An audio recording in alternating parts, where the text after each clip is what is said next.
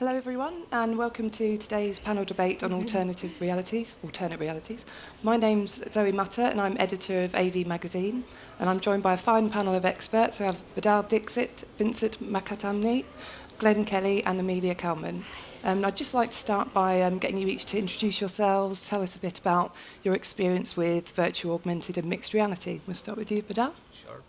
Hello, everyone. My name is Badal Dixit. I am the CEO of PearlQuest. We are a technology agency based out of Dubai, and we create interactive experiences for events, exhibitions, and marketing activations. The interesting thing is my career started, and in fact, the company was started as a digital out-of-home company where we were focusing more on interactive digital signage and digital out-of-home. But I've seen the transition, and we have, over the last 6 years, completely changed the business model into immersive media, AR, VR, XR technologies. So that's how it's been. Okay. Hello everyone, I'm Vincent McAtamney. My company is VINTEC Immersive. It's a play on the word virtual, immersive and new technologies, got a bit of a nod to my name. What we do is build immersive content, mostly VR, AR, and of course now mixed reality as well. We focus on three sectors. So the core business is building experiential marketing content, but we also work with design visualization, construction, working with local authorities, helping them visualize town plans, etc. And also immersive training, so VR training in particular. The company is a relatively new company, but we're growing fast, and we're working in collaboration actually with other AV specialists and companies, which is why we're at ISE. Hi, I'm Glenn Kelly. I'm head of production at the Imaginarium Studios. We are a performance capture and virtual production studio based in Ealing Studios in London. We have been doing a lot of mixed reality and VR and video games for the last 7 years, and more recently that has been predominantly VR and MR, XR type content. Cool. I'm Amelia Kallman. I am a futurist, and I look at new technologies and their impact on the future of business as well as the future of our lives. So I do lots of speaking and writing about these. One of the things I'm kind of known for is not just looking at the potential and the opportunities, but also the risks of these new technologies individually, societally, and economically. Okay. And if we could just begin by defining the different types of immersive technologies that are being used to extend our realities, and how does virtual, augmented, and mixed reality differ? If anyone could just define those a little bit. Would you like to begin for us? So there are a lot of industry terms, and there's quite a lot of confusion out there for the ones who are not in the industry. But I would say now there is a generic industry term called XR, which came into being, I think, a couple of years back in Silicon Valley, where it's more like a convergence of augmented, virtual, and mixed reality. Some call it cross reality, and now pretty much everyone calls it extended reality. But now we see the convergence of AR, VR, sensors, IoT, and a little bit of blockchain and crypto technologies together.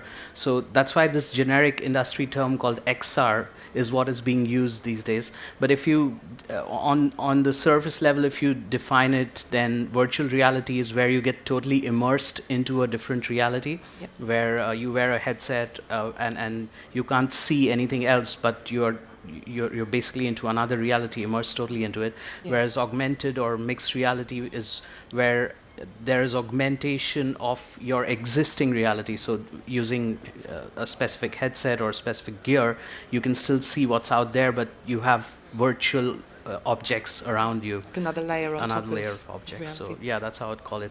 Does anyone else have any other definitions of? Well, I like to differentiate between augmented and mixed reality. Some people don't. Some people just call it augmented reality, and I really think that it's because Microsoft coined mixed reality. But the way I differentiate it is that augmented overlays the 2D digital onto the physical, where mixed reality is the 3D 360-degree holograms into the physical. And why I think I'm leaning towards AR and MR these days is because it allows us to stay in our natural environment. So we can still look each other in the eye, have a conversation. We're less likely to get motion sickness or to trip over anything. Perfect. And which scenarios are you seeing each type of simulated experience being used for? Which are they best suited to? Not sure if you want to take that one. I mentioned earlier one of the sectors we focus on is training. So, for instance, with training and immersive training, I've tended to find that virtual reality VR is easily the most effective in that. Now, whether that will always be the case, of course, that's subject to change. But for the moment, that's the technology that really does allow you to take anyone from an engineer to an astronaut to a doctor to a surgeon and really put them in a true one-to-one scale of the space that they need to be in without them being in that physical place, without them being in a hospital ward or an airport, and really being able to give them both task-based scenarios or simulations, the what-if scenarios. So for me, I've used virtual reality more in that space, right. And I think possibly some of the others might say that things like augmented and mixed realities tend to be used in the experiential marketing areas because they can reach a much wider audience via our smartphones, of course. Yeah. And do you have anything to add to that, Glenn? Yeah, well, I suppose for me, we've done some work with some training being the like performance capture for training VR experiences, and I agree that seems to be the thing that has really taken off. We're getting more and more inquiries for that. I see that though as being because the tech is advanced enough that it is possible to throw it on people. I would see that the mixed reality headsets will take over in the future, mainly because VR is limiting in it. Not everyone likes VR headsets and not everyone can wear them for long periods of time. Whereas MR headsets in general, it's not always true, tend to not cause the motion sickness, and that because you can still see the world around you. So I would expect that a lot of what the education stuff that is being done today on VR will be ported over to the AR sector as those develop into a more usable product, let's say that. Right. Okay. And anything from your perspective that you're seeing? I totally agree with training with mixed reality. The essential idea behind it is mistakes which probably can happen in the real world. And when we use a mixed reality headset which gives us some contextual information on top of your real world view, the probability of that mistake to happen reduces significantly. And that's why there's a lot of mainstream usage of mixed reality in enterprise. Like we have been doing some pilots with oil and gas. Since I come from the Middle East, there's a lot of oil and gas industry exposure there now. They are trying to see how we can eliminate mistakes which are done by the workers, by the people who are working in hazardous areas, by using mixed reality headsets like the HoloLens, and we are really awaiting the HoloLens 2, which is going to have much better features. When they get into the context of the work being carried out, and they are getting some information overlaid on, say, working on a machine or some other expensive mechanism, that really helps in making sure that that layer of training is totally gone away because they are working in context already. So that's what helps. Yeah, you mentioned the HoloLens too. So that's the first headset that integrates artificial intelligence. And I think for me, the marriage between machine learning and AI and XR is going to be huge in the use cases and what we can do. So when it comes to large data sets, being able to analyze these in new ways, being able to visualize things, and then also using the artificial intelligence to be able to sift through all that information. So I mean, I think there's a lot new like jobs and opportunities that are going to come as a result of this, and we're going to see a lot more adoption in that respect. Yeah. And what about other sectors, say like retail or immersive art experiences? We've had like a lot of inquiries for mixed reality art exhibits. The limitation at the moment are the devices themselves and running them constantly with general public. Yeah. None of them at the moment, I would say, hold up to the everyday consumer, throw it about, throw it on their head, off you go. There is still an element of babying people along with it and it glitching out and the tech's not there.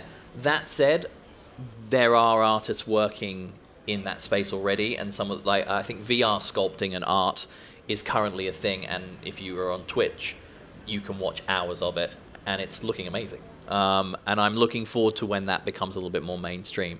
But once again, I think because it's in VR at the moment, because that tech is far enough along that it's accessible to everyday people, right. Whereas the mixed reality stuff is still very much in the hands of kind of first adopters and companies. Yeah. And what are you finding? Did you have something to add there? I was just going to add to that on the subject of art. I'm really pleased we've got 2 art-based immersive projects happening within the next 12 months.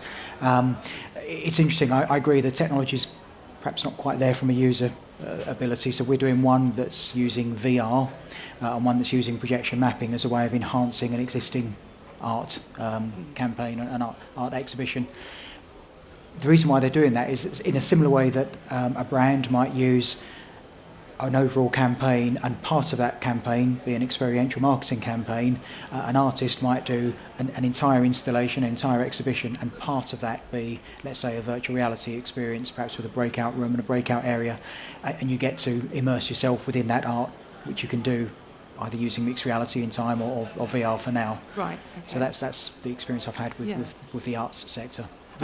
We could also have a different offshoot of immersive art, which is location-based VR experiences with art, like where traditional art galleries are transformed into VR galleries, where people actually go and visit the gallery as they would, but there's a headset kept in which they get immersed into a particular piece done by an artist.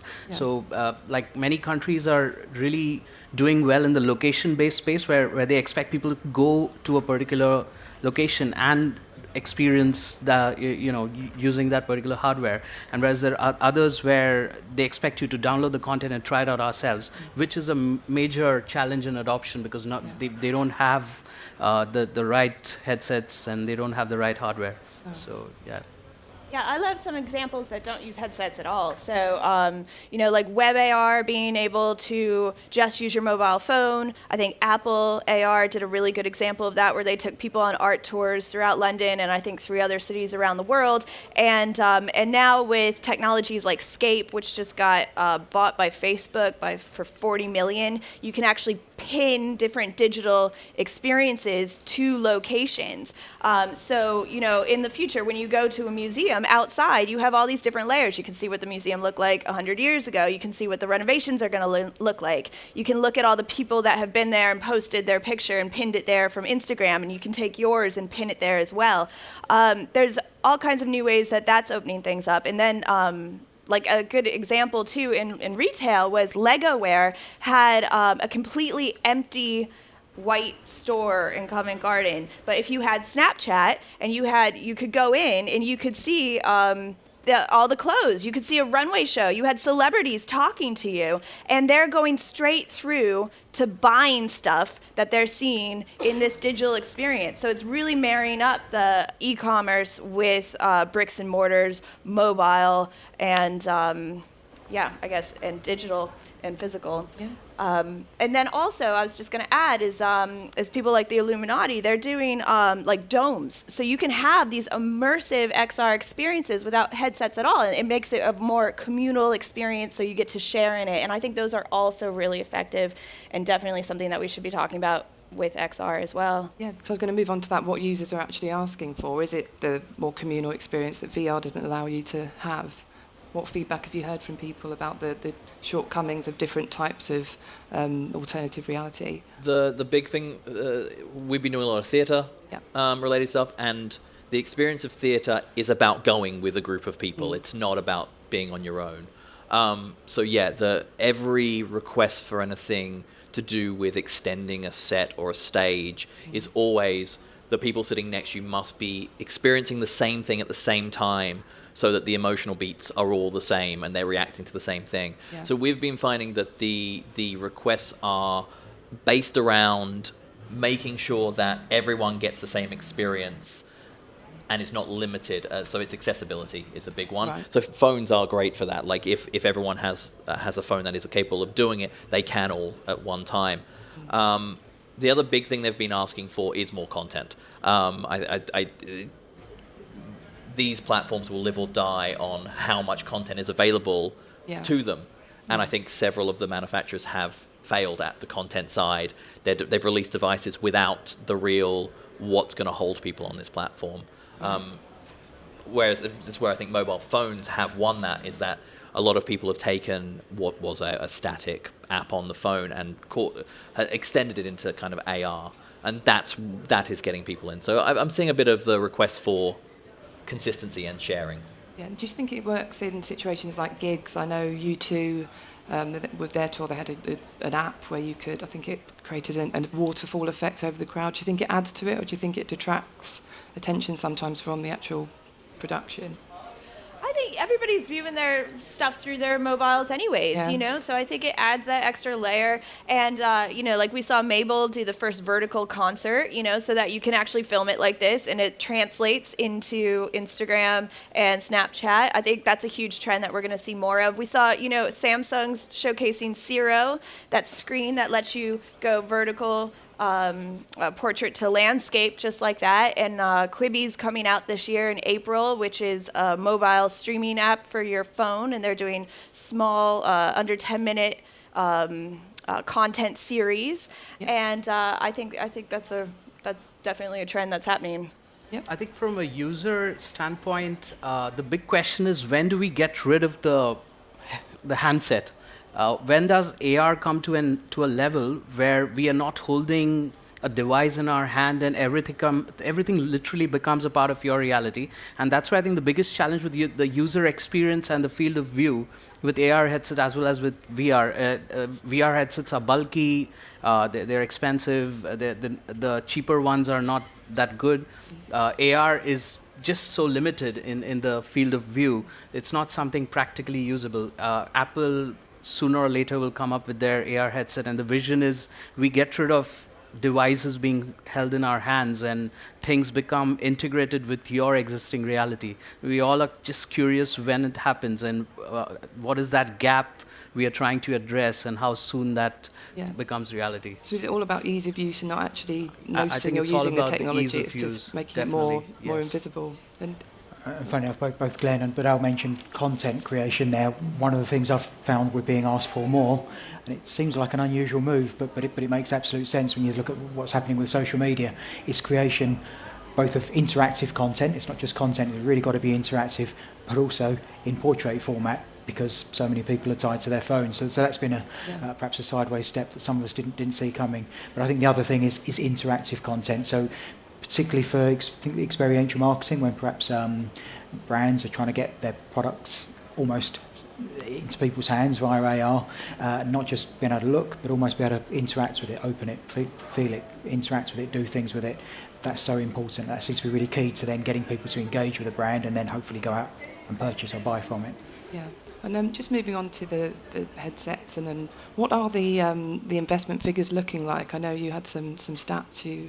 Well, in fact, they say that the AR industry is going to grow by 198 billion. Yeah. So, like with ARKit and AR Core, new content creation platforms, new AR headsets, the technology itself is booming a lot. So, it's still debatable on whether the figures which are anticipated versus what's really happening. We need to address that. But then, for example, PSVR, like PlayStation VR, sold almost 5 million headsets. So people are adopting to VR as a technology itself. Oculus Quest, which is the next revolution, according to at least from a developer standpoint, has almost gone to 500,000 headsets. Right. So I think the adoption is growing. Now it's not mainstream. It's not something as a technology which is commoditized, which is adopted by everyone, like the mobile apps or web-based apps. But we are getting there. I believe we're getting there. So. Which hardware are you guys most excited by as well? It'd be good to get your feedback on a few you're working with. Badal mentioned Oculus, and I think that they have to be mentioned. I think particularly their ownership by Facebook has really allowed them to drive that forward as a almost at least a mainstream product. So Quest, absolutely, that seems to be the weapon of choice we most use at the moment. And I would add to that, Quest is standalone, untethered, totally a headset which doesn't require a PC, which is as good as I wouldn't say exactly same as the Rift, but very good in terms of the fidelity and the field of view. But at the same time, the new addition to it is the sync cable. So you can just turn the standalone Quest into a proper VR headset which can connect to your PC or your laptop, and it can still play the content which requires very high-end processing. Yeah. So I think that's a great one for developers and content creators, and see, that's pretty interesting out there. I think the other thing to mention on both the Quest and the wired version as well is that it allows this 6 degrees of freedom, this movement within the VR space. So that's what's just taken it leap years on from the likes of the Samsungs and the cardboards that we perhaps were used to a couple of years ago. This really is a true VR room-spaced volumetric feel now. And Glenn, what are you working with at the moment? Yeah, HoloLens and Magic Leap are the two kind of mixed reality, spatial computing, whatever term they want to use for it, devices we've been playing with. Oculus Quest personally, I bought an Oculus Quest on launch. We've got a Valve Index on the stage. Yep. I'm excited for Apple's entry into the market. I'd like to see what they've been suctioning up a lot of kind of businesses that kind of are within the space, and they have a history of bringing all of those technologies together into something amazing. So I'm looking forward to that. I'm looking forward to the next generation of devices. I think the ones that are on the market now show so much potential. They are not, for consumers, they're not there yet for the everyday consumer, but they definitely are at a point that the next generation of them is going to be that part where I will just give it to my friends to play with. I don't think it's quite there yet, but yeah. And you went to CES recently, didn't you? Did you Yeah. see anything particularly groundbreaking in terms Yeah, of headsets? I did. I was going to say, I just wanted to add on to the VR, the Oculus Quest. The one thing to keep in mind about the 6 degrees is that that does mean that there's cameras inside your bedroom, and that data is going to Facebook. So, we will see how that ends up. They'll probably end up selling it back to us at some point and making more money off of it. As far as mixed reality headsets, I saw the Rhino X, which got me really excited because they're actually selling an entire solution for things like museums and exhibitions. So multiple headsets with a wide field of view, wireless, and they have their own kind of object tracking. And the demo I had worked. It was great, and price-wise, I think it definitely undercut some of the bigger guys in the business at the moment. So I would look out for them.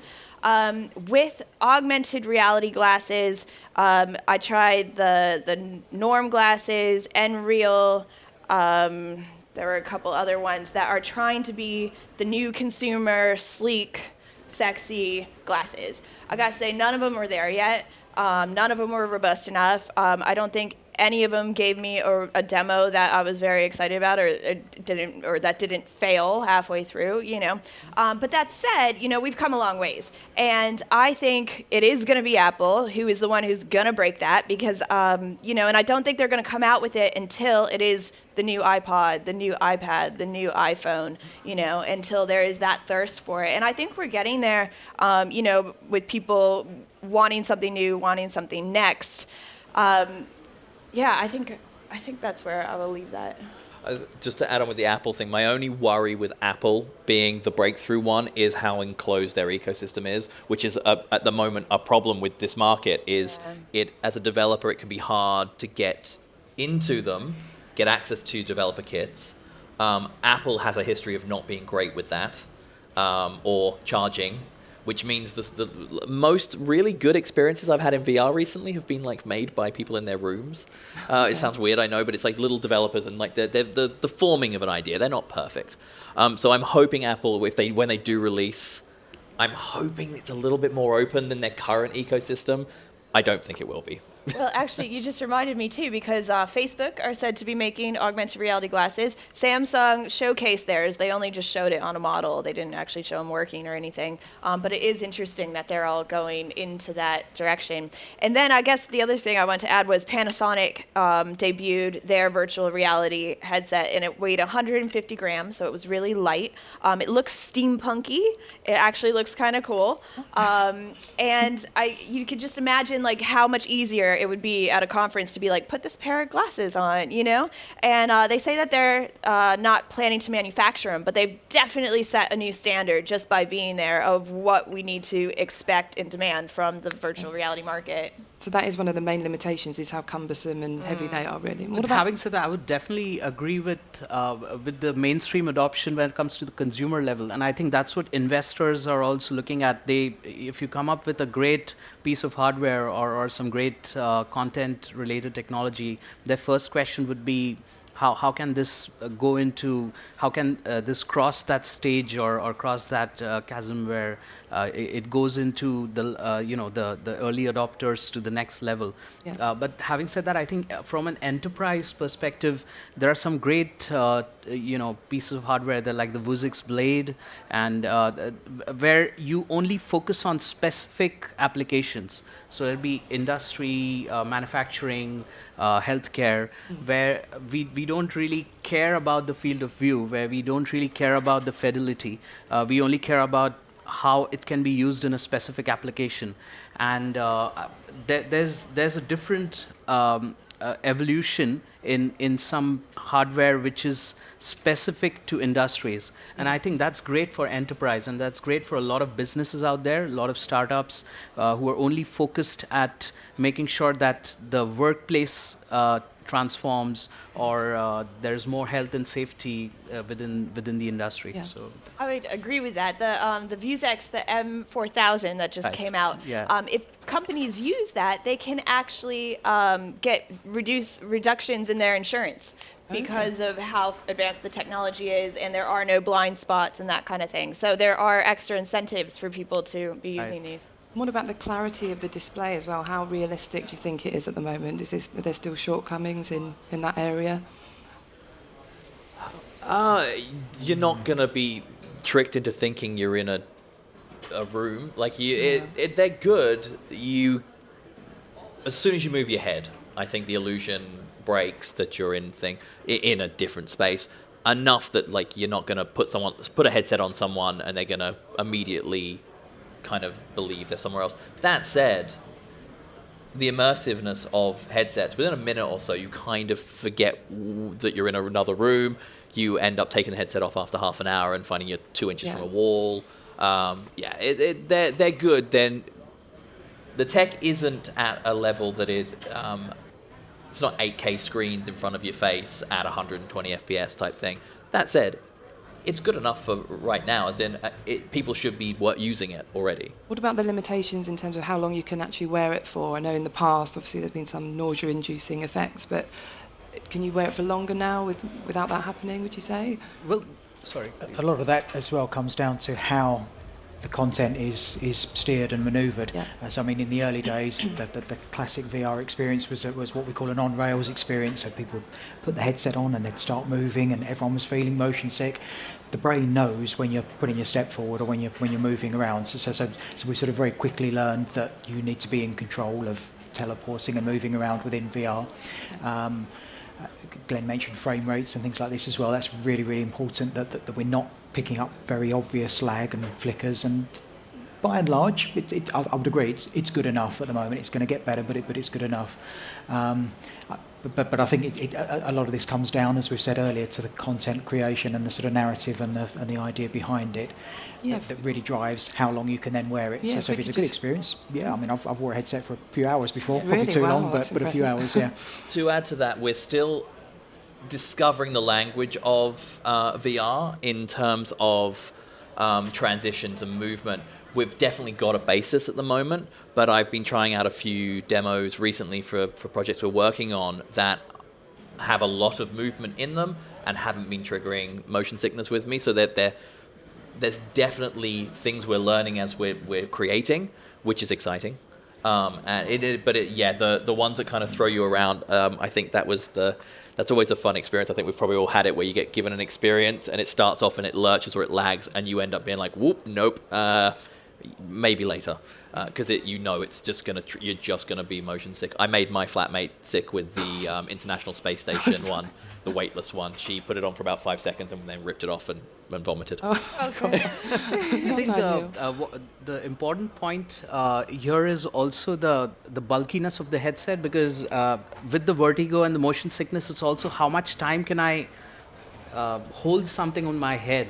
Like I play Audio Shield and I play Beat Saber a lot at home, but then sometimes I go and bang into furniture. But after a point of time, I realize that this is just so heavy. I'm loving it. I'm totally immersed in it. But how much more time can I spend in this? So the bulkiness does really matter a lot. Yeah. But having said that, for enterprise or for training applications, if we are making trainings which are, say, only for 15 minutes, and that take away your significant training budget, generally you got to fly in your employees. If you're a 10,000 people organization and you got to fly in thousands of people to a specific place and give them training, arrange for the accommodation, and if the same thing can be done with a 30-minute or a 15-minute experience, which is well done, very immersive, and that learning environment is replicated, then why not? So it's all about the content, as I think we again drill down to how good the content is created and how immersive it is. Yeah, and what about the process of creating the content? What challenges are you guys facing that are involved with that? I don't know who wants to take that one. Yeah. I think I'd say what's so important before anybody even starts putting any form of video editing skills in is that the narrative. Now, whether it's a creative narrative, if it's perhaps a experiential type thing, even the narrative if it's a training experience, what happens, why, what's the user journey, that's really, really so important to get right. And that means then that the makeup of an immersive content team is perhaps a little different to perhaps a typical makeup of an AV company or even makeup of an IT programming company. You can have more creatives in there, you can have more user journey or people with user journey and user experience knowledge. That's really important. Yeah. And then honestly you're then down to good practice within video editing skills. Some of us are going to use Unity, some are going to use Unreal Engine. There's pros and cons, benefits between the two. I think we sort of touched on it earlier that the resolution and frame rate of the technology is kind of the bit that's holding it back at the moment. The fast renders and real-time rendering and even live VR streams you were speaking about earlier are kind of now possible and are becoming possible from a more cost-effective budget as well. But none of that works if the experience doesn't make sense. There's got to be a creative narrative that really drives it. Yeah, the big one for us is storytelling. So I think the number of meetings that start with, we want to use this tech, and we're like, cool, go away and come back when you've got a story that will work on that. Like, if it's all about just using that piece of technology, then you're already kind of failed. Narrative is massively important. The other thing that's struggling right now is budgets. I would love for the industry to be funded to a level that the content that's being created could be made to its best.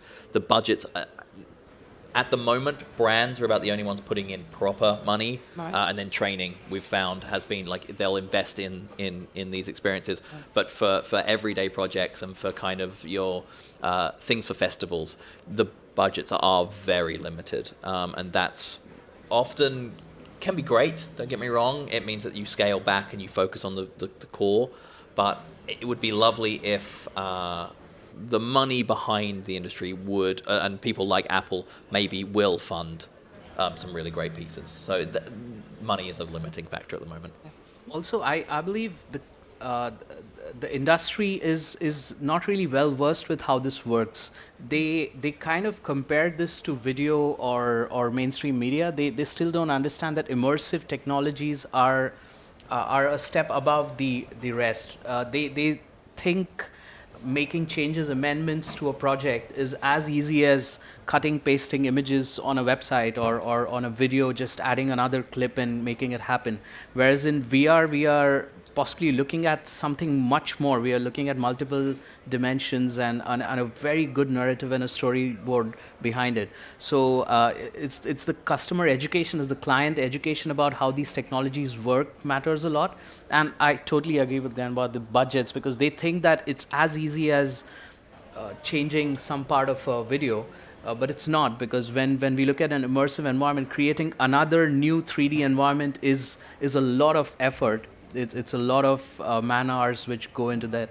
So that's a challenge of making clients understand how this works. So that definitely is. And audio is obviously an important part of creating an overall immersive experience. What's important to remember or consider when you're doing that, when you're choosing what kit you're using or techniques to create the sonic experience as well? Sure. I first got interested in audio because I was being let down from the audio experience. I was having these great visuals and stuff, but I was finding when the sound is flat, you just think like I'm being taken out of the experience. So I got one of the editors I work with to kind of let me go and do some research and really start to investigate this. And that said, probably within the last year, I have seen the audio industry really try catching up, and a lot new kind of immersive audio experiences. And I really, it's really something that adds so much to it. And we saw it at CES. Sony came out with 3 new 360-degree reality. One's a speaker, one's earphones, and then one's a sound bar. And once you start to listen to music and stuff in 360 in ambisonics, like you'll never want to listen to flat sound again. I honestly think like our children and grandchildren are going to be like, I can't believe you listen to flat sounds like for so long, Yeah. The one for me, it's actually something that Magic Leap hit upon really well in Tenandi. The sound in that. That was the first time I've ever had a headset on and sound has triggered a physical reaction. I reached out, touched something, the sound hit, and I pulled my hand back. And that was the first time I was like, oh, okay, spatial audio is definitely something that's going to form part of this. Very much from the film world, audio is always kind of the redheaded stepchild. It is always last to be thought of. It's always forgotten. And in VR experiences and AR experiences, I would say it is more important than visuals. If the sound is terrible, you will kind of get over that experience very quick. If the sound is amazing and the visuals are very basic, you will play that experience out.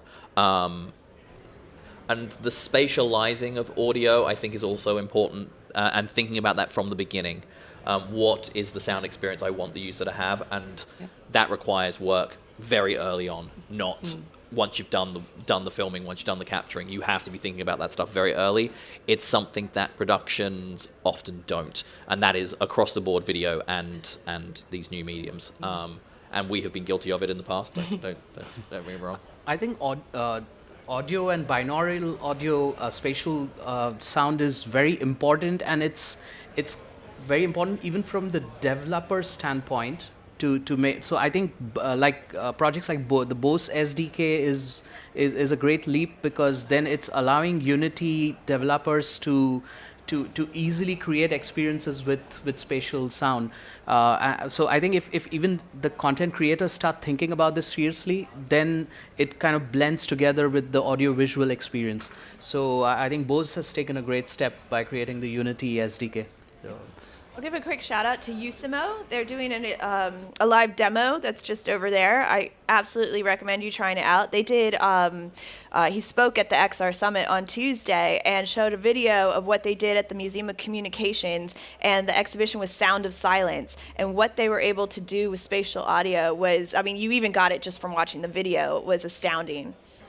Yeah, we'll definitely check that out. I should also say something that we're excited about, the Grinning Man, the show I talked about earlier on today, the theatre. What we're looking forward to is mixing real-world sound within a space with the kind of mixed reality. So you're not only is the space you're in hooked up for spatial audio, but your device is feeding to that to tell you. Right. So there's an interesting mix of... Earphones are never going to quite give you the same sound as, say, like a massive sub beneath a stage. So it's the blending of those two worlds, the physical and the digital world. That's super exciting, and in the sound world, that could be amazing because Bose, Sennheiser, all of them have some amazing kit coming out.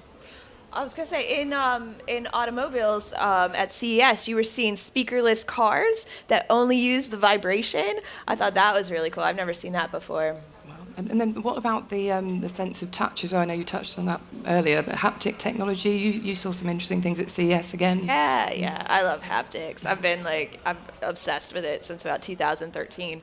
It works well with virtual reality then. Well, That's it where just really tricks your brain that much more. It adds that sense of touch and feeling, and your brain gets that much more immersed in thinking that it's a real thing. I mean, my ultimate favorite is still Ultra Leap. So it used to be Ultra Haptics. Now they've acquired Leap Motion. This allows you to feel virtual objects, shapes, textures in midair, so you don't have that extra friction of having to put on a wearable.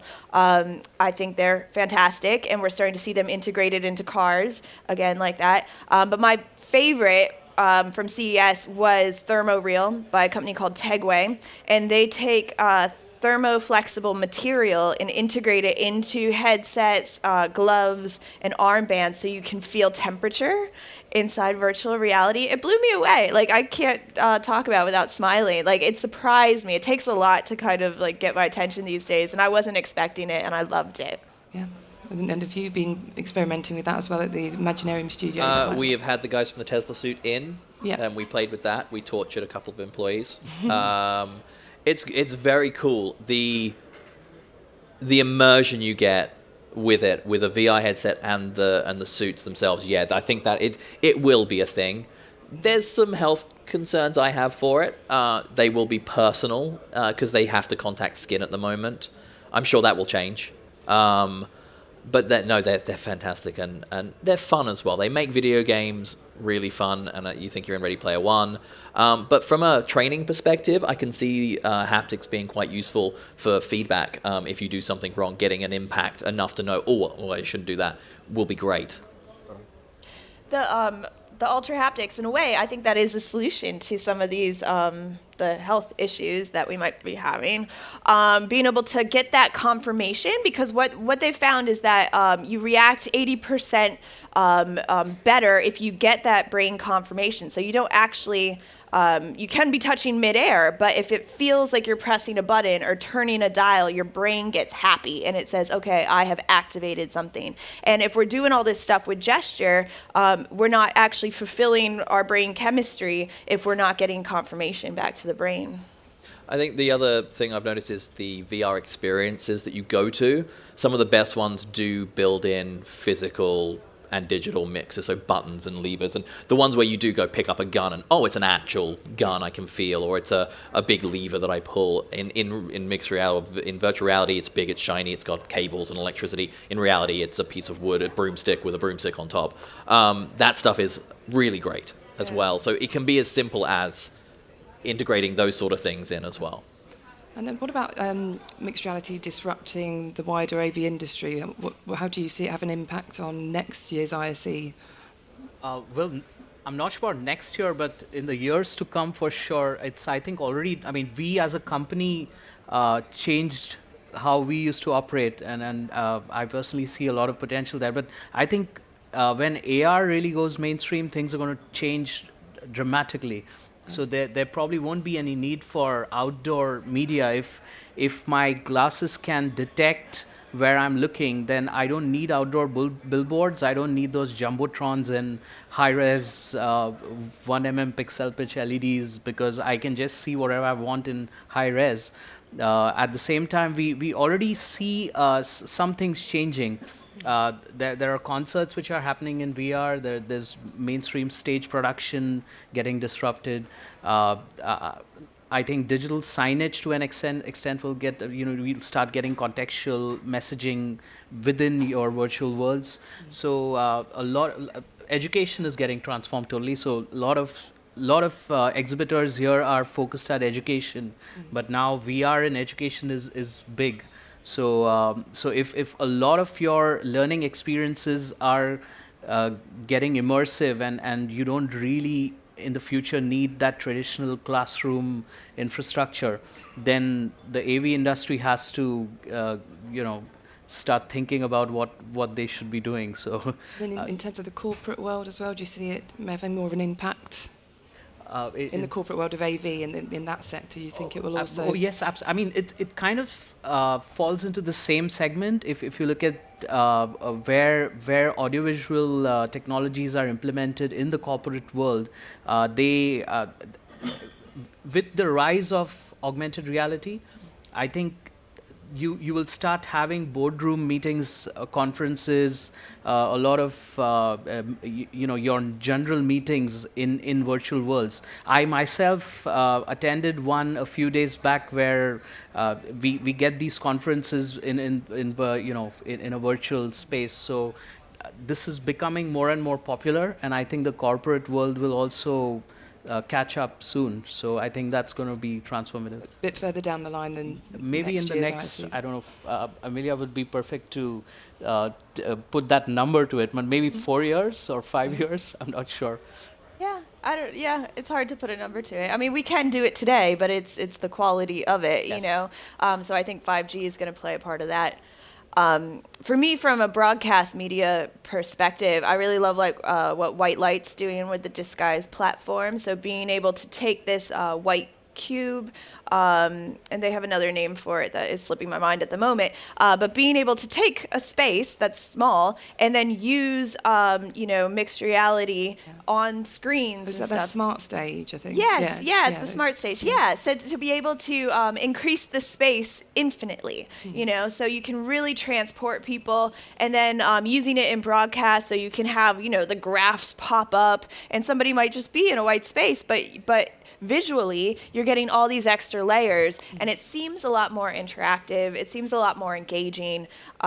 So I really like that. And then I just think capturing things from a volumetric point of view. Like, I know that the new stadiums are being built with the sensors so that we can start to broadcast in holograms eventually. I mean, that's the idea. Yeah, the Rugby World Cup in Japan just did that. Yes, that was very cool to see actually happening in real time. Yeah. I was very impressed with that. From my perspective, I think the disruption's going to be a little like an education sector. We're excited about the accessibility this tech brings. So you could wheel a box load of headsets into a school in a remote community and give them access to the British Museum. Photogrammetry, the ability and volumetric capture gives the ability to take objects that are behind glass at the moment and really get up and personal with them in a way that you can't do even if you go and see them today. Yeah. So I think disruption-wise, it's going to affect how future generations learn things, how they interact with content, especially. We're talking about theatre at the moment and plays. Not only will they get to see a screen that has a video recording of it, no, they'll be able to walk around amongst the actors as they're doing the play and really learn about it. So I think from a AV perspective, it will hopefully in the future replace things like screens in classrooms. It'll extend them. I'm going to be interested to see how, at the moment, it's the AV industry and the immersive tech industry. We're even speaking about them as two different entities, but they're definitely beginning to collaborate. I'm particularly interested in how potentially everywhere is a screen, and where there's a screen at the moment. 99.9% of the digital signage screens we see out there, as good as the content is, it's passive content. We just spoon-fed it. I think it's going to be really interesting when some of the immersive technology skills come in and make that content interactive, personalised to some of the audiences and the demographics and the users, and then therefore potentially every screen we look at can be an information point, a touch point, a learning point. I think that's going to really come together when AV companies and immersive tech companies begin to really work together and harmonise both skill sets. Fantastic. Right, I think we're running a bit short on time, so we did have some visuals to show, but I just want to make sure that people's questions are answered. So if we could just check first if anyone has any questions. I think, quite a lot. So do we have a catch box or mic anywhere? Oh, it's there. Oh, here, you throw it. I don't want to embarrass myself in front of everyone. Thanks. Can you hear me? Hello? Ooh. Everyone can hear me? Oh, good. All right. Yeah, actually, one area that you tangentially discussed a little bit, but no one else did, is building architecture and AEC. I work for an MEP firm. I'm an AV consultant for that firm, but we've already actually there's a program we use called the Wild VR, and we were able to export Revit models and then collaborate with our architectural clients in VR in the cloud. And so we've already had. And we're building a new building, and we've already had in our conference room, in virtual conference room, our first video conference in VR. And so the Wild's doing some great things. And I just wanted to mention that the AEC industry has already really taken off with this, both AR and VR, and then also taking AR to the community and get their buy-in on what this new object that's going to be in their neighborhood looks like, and how they feel about it, and how's this going. The quality of life is going to change. So I think there's some great things happening already there. And I think also the other thing is I'm getting a lot more demand for VR immersive spaces, caves for schools. A lot of schools are wanting to do VR lessons. So it's a lot of cool stuff happening. Yeah, I would say from my perspective in the film industry, VR is definitely, Jon Favreau has publicly come out with The Lion King. They did a lot of virtual scouting. It's now, they're making sets in the same way they do architectural models, and then going in with the DOP and the director and the producers and starting to scout those months in advance. That is there. It's being used behind the scenes. The Mandalorian recently released a bunch of photos of their virtual production sets, lots of VR, lots of mixed reality going on in that, and in-camera stuff. That is where it will disrupt in my particular industry, and is already disrupting. Virtual production toolkits and volumes are the norm now. Yeah, and that's what you were discussing in your presentation earlier, so recommend everyone watches that online afterwards. And did you have a question as well? Yeah. Yeah, I've just been handed the box. I didn't catch it, so I know it's cheating slightly. Coming back to AR, it seems like most of the applications so far that we've seen have been in a demonstration capacity or certainly enterprise space, right? And it seems like we're waiting on the big players, the Apple, Samsung, to bring out a consumer-driven one for it to get any kind of consumer adoption. But 6 years ago, when Google came out with the Google Glass, the problem with that wasn't the content. It wasn't unlimited of content. There was a big social backlash. So I wondered whether you could speak on whether we think we've learned anything in that time, and why this time it's going to be different to when Google came out. Yeah. That's a really good question. I don't think we were ready for Google Glass. I don't think they necessarily marketed it in the right way. And they were ugly. Let's just face it. Like, they were really ugly. But I do think that we have spent enough time on our mobiles, and I had somebody at a conference say to me that their 14-year-old son had to have like some kind of like neck procedure because he was looking down at his phone so much. I think as humans, like, we all recognize that, this might not be a good thing for us to be doing this all the time. And I see moving into a glasses scenario where it's in front of your eyes and you can turn it on and off when you want, as an evolution that could be positive for humans and human interaction, in that it's a heads up, eyes open, hands-free experience. And we just kind of like can augment or overlay when we want to, how we want to. So yeah, I mean, I hope that because we have kind of come through more of a natural evolution to get to that point, that it will start to be more adopted from a consumer point of view, in addition to enterprise. That's my opinion. No, Google Glass, unfortunately, it was hideous. It really would not. They didn't blend in. I think it was missing the point of what augmenting. You should be able to adapt your augmented reality to yourself. So yeah, maybe you don't want your directions here. Like, I personally, using MR stuff at the moment, if I've got screens, I want the ability for them to be permanently in a spot, and then when I want to look at them. Whereas I think Google Glass was a little bit too forcing you to do it their way, kind of there. And they learned. I think we needed Google Glass because that taught a lot of lessons about how not to do it. And we're going to have more of those. Every single manufacturer at the moment is learning lessons of things not to do. I think VR, prime example for VR is the cables. Like, yeah, they had to have a cable. It would have been nice if they'd thought about the twisting and the connection of those before releasing devices, because everyone ended up getting wrapped up in your own cable, ripping it out of your computer or destroying your video card, as I have done. It's one of those things. The mistakes in the industry will lead us to better the industry. So there's going to be a ton of them. It wouldn't surprise me if Apple is already testing stuff in the background, and for this reason, exactly this reason, that you have to make a lot of mistakes before you get to the end result. And I don't think Apple's going to come out with it until the market is ready, until they've done that research and people are hungry for it. And I personally can feel that hunger building within people. I think it's the same with the HoloLens 2 also. We've been waiting for it since last September, but I think that's where they're stuck to make sure it goes to...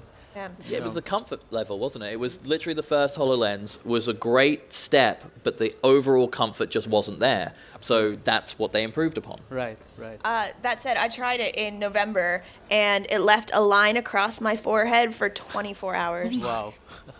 I had to give a speech with a line across my forehead. Were there any more? Have we got time for any more? Quick one. Can't actually see. Oh. Yeah, go on. I have another one. Victor, an integrator, quick one to all of you. As we are on this journey to a time where we go to an exhibition and we have this AR device that navigates us to a multi-layered environment, to a time when we will simply call this a reality because we will always wear this shell to something that intertwines both the digital and the physical world. What do you think is critical in this journey to make it one where it benefits humans rather than exploits them in any way? We were speaking about that just earlier, actually, before we came on stage. We were speaking about the whole ethics side to this, and just because we can doesn't always mean we should, and it kind of ties in with the last question as well. I think certainly society, culture, law, politics, all of those things are going to have an influence on this. I mean, we were speaking about holograms as a for instance. Who owns that hologram? Who owns your face, your voice? Who owns your message? That's never really been an issue before, because if an actor has put themselves forward, it's been them endorsing it. So there is a whole society, you're absolutely right, whole cultural issue here. I like to think that because we've learned from things like Google Glass and we've learned how not to do things, cameras in devices near public places, schools, etc. We know now what's acceptable and what's not. We know that whilst interactive screens can see it, we can see them, they can see us as well. There are so many political issues behind these things, but I like to think that humankind is close to solving these things, and actually these things are being solved as the technology is growing exponentially as well. So I look forward to the time when you, as you say, we'll have an augmented layer. So here. I'm an optimist as well. Yeah, thank you. Yeah. The ethics will definitely be quicker than the legislation that goes along with it. So you were saying about Facebook being in your bedroom. If you've got one of their headsets, they're basically recording you 24/7. I think it's going to be the ethics are what will drive the way the device manufacturers behave quicker than legislation will. That said, there is definitely some privacy legislation that's going to need to be put in place about where your data from these devices that are in your home, in your bedroom. Not only are they recording you, they are scanning your space as well, so they have a map of your house. There's a lot of stuff that's going to need to catch up. The fun part of it for me is when will it become like normal? When I don't think about it, when we're not having panel debates like this about it because it is so normal. I'm Andrei. I'm actually working in VR XR industry, and this is my first time at IASE this year. And I just wonder if there is any sense of urgency among industry leaders regarding these upcoming changes, because we saw cases of Kodak and Nokia disappearing just by change in of technology, they just become irrelevant to the mainstream. So is there a sense of urgency to innovate for industry leaders in AV industry? Well, I think it's probably in every space when you see technology as a whole, right? I mean, this is something which this is my opinion, but if you look at blockchain, if you look at IoT, if you look at AR, VR, and compare it to other industries, it's all causing that disruption. It's more like a telescopic exponential growth, and the way the fast-paced growth is definitely looking at disrupting many industries much faster than we think. So that sense of urgency, not just in the AV, but I think it's pretty much everywhere. So I think, the more people are aware of how this transition is taking place, it's all about keeping yourself in line with that. So that's just my personal view. Thank you. I think that's all the time we have for questions. We didn't get to show the images or video, but hope it's been useful for everyone, and thank you for joining us, and thank you to the panel. Thank you. Thank you.